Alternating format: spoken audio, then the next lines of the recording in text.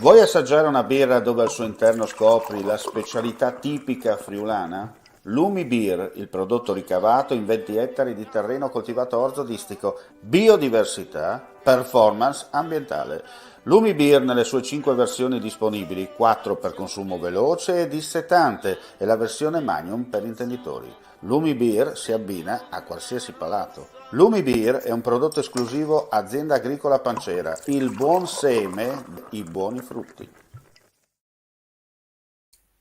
Ben ritrovati gentili amici e amiche alla visione all'ascolto per quanto riguarda gli aggiornamenti di cronaca dal Friuli Venezia Giulia. Dunque andiamo a vedere cosa è accaduto nelle ultime ore dalle nostre parti. Tragedia questa mattina in A4 poco prima delle 5.30 all'altezza dello svicolo di Cessalto in direzione Venezia, uno scontro tra un mezzo pesante e un'auto, quest'ultima ha tamponato violentemente il mezzo e per il conducente Diego Inversi, 33 anni di Spilimbergo, alla guida non c'è stato scampo.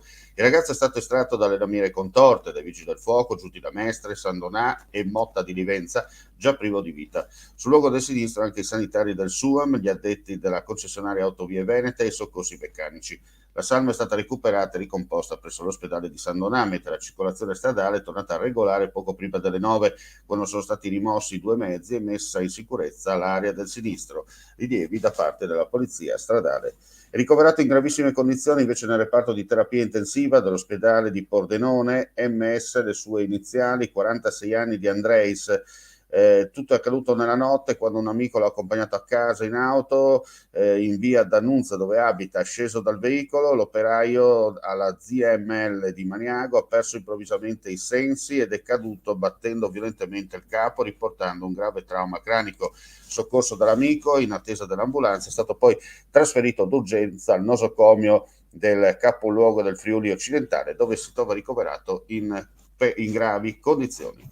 Quest'anno la commemorazione alla risiera di San Sabba in occasione del 77° anniversario della liberazione ha un significato particolare perché quanto sta accadendo in Ucraina è il segno che purtroppo la difesa della democrazia deve ancora trovare dei difensori e non va data per scontata, lo ha commentato il governatore del Friuli Venezia Giulia, Massimiliano Fedriga, a margine della cerimonia in occasione del 25 aprile, rilevando con rammarico che anche oggi qualcuno manifesta e vede la festa della liberazione come una sorta di divisione, quando invece dovrebbe essere una festa di unità del paese.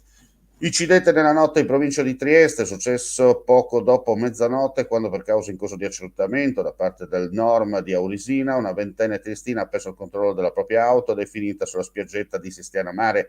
La ragazza, nonostante il violento impatto, è rimasta per fortuna incolume, solo danni materiali al veicolo. Rilievi dell'incidente da parte appunto della pattuglia del Norm di Aurisina.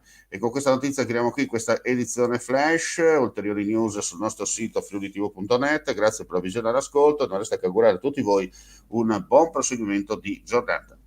C'è chi ti promette la luna, chi ti promette le stelle, chi farà un nuovo universo se sarà il caso. Noi non ti promettiamo, facciamo. Media Triveneto, il nuovo network del Nord-Est. Chiama senza impegno allo 0434 31 63 25, orario ufficio, da lunedì al venerdì. info@mediatriveneto.com.